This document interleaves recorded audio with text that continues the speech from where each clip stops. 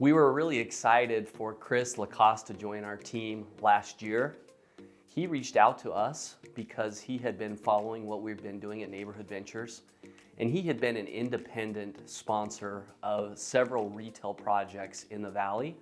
He had done several larger restaurants and had some really great projects in his portfolio, but he also knew that he could do more if he did it with a team. So he reached out to us, told us that he would like to do retail projects with Neighborhood Ventures, and we were really excited to bring someone on that had his skills and his capabilities.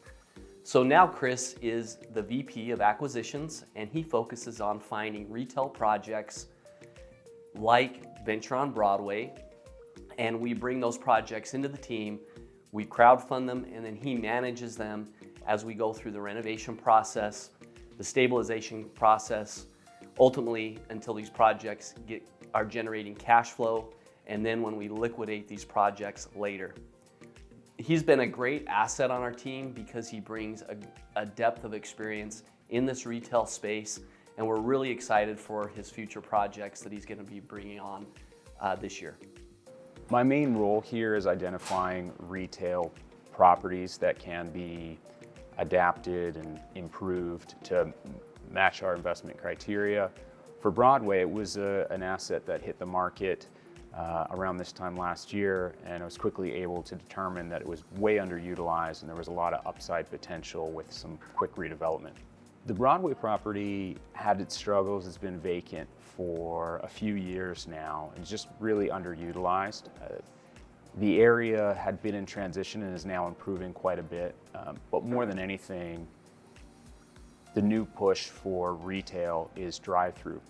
So we were able to add a drive-through lane behind the building and get creative, which enabled us to maximize the potential of that property.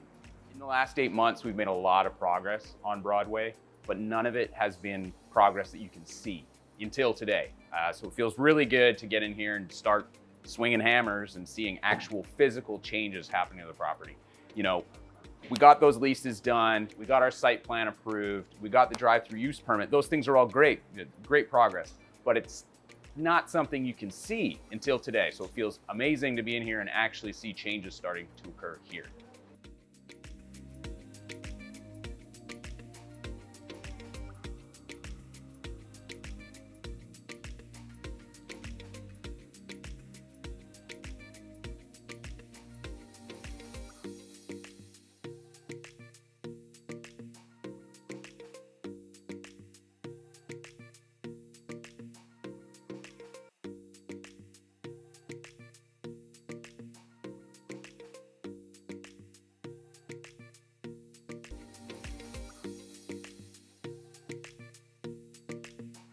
The 764 building used to be comprised of 4 separate suites.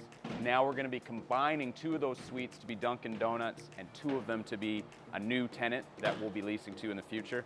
So Dunkin' Donuts is going to be in this western half with the drive-through pickup window on the north side of the property and a whole reconfiguration of a new floor plan for them, with a demising wall coming close to the center of the property, close to this line, and the new tenant coming in and taking the second half of the building will be over here.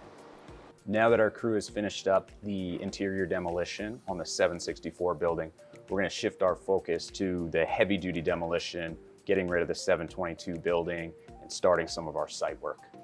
In order to fully demolish the 722 building, we have a crew coming in with heavy machinery, bulldozers, that is going to completely demolish that building, take everything out all the way down to the dirt. Originally, our intention was to keep the 722 building in place where it was and lease it out.